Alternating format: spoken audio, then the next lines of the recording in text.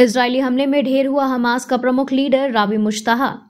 Israel सेना ने गुरुवार को घोषणा की कि उसने एक हवाई हमले के दौरान गाजा में हमास सरकार के प्रमुख रावी मुश्ताहा और 2 वरिष्ठ सुरक्षा अधिकारियों को हवाई हमलों के दौरान मार गिराया।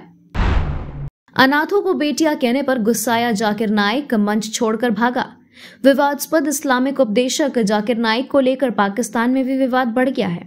अनाथ लड़कियों की मदद करने वाले Pakistani NGO Pakistan sweet home foundation ने एक कार्यक्रम का आयोजन किया, जिसमें जाकिर नाइक को बेहतरीन प्रदर्शन के लिए पुरस्कार देने के लिए बुलाया गया था।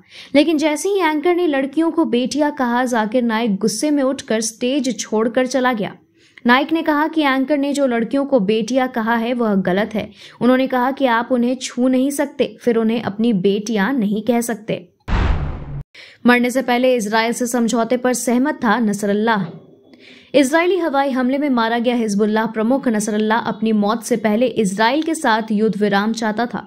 लेबनान के विदेश मंत्री अब्दुल्ला बौ हबीब के अनुसार नसरल्लाह ने हवाई हमले से कुछ दिन पहले ही युद्ध विराम के लिए सहमति दी थी और फिर इस फैसले की जानकारी अमेरिकी और फ्रांसीसी प्रतिनिधियों को भी दी थी। फ्रांस की सफरन भारत में लगाएगी इलेक्ट्रॉनिक यूनिट। फ्रांसीसी रक्षा समूह सफरान ग्रुप भारत में अपनी पहली इलेक्ट्रॉनिक यूनिट स्थापित करने की योजना बना रहा है।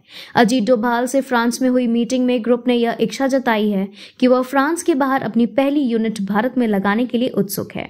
इस बातचीत से दोनों देशों के बीच राजनीतिक संबंधों की मजबूती का संकेत मिलता है। रिपोर्ट्स के अनुसार डोभाल और फ्रांस के राष्ट्रपति इमैनुअल मैक्रोन के सलाहकारों के बीच 2 दिवसीय वार्ता में इस मुद्दे पर चर्चा हुई। बांग्लादेश सरकार ने भारत सहित 5 देशों से वापस बुलाए अपने राजदूत।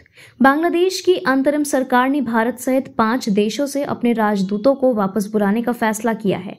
मोहम्मद यूनुस सरकार ने इस सप्ताह संयुक्त राष्ट्र से भी अपनी राजनयिकों को वापस बुलाया है और सूत्रों ने बताया कि बांग्लादेशों के विदेश मंत्रालय के प्रशासनिक प्रभाग द्वारा जारी किए गए आदेश से विदेश सेवा के अधिकारी नाराज हैं। उनका कहना है कि भारत में उच्चायुक्त सहित वापस बुलाए गए कई राजदूत राजनीतिक तौर पर नियुक्त नहीं किए गए थे।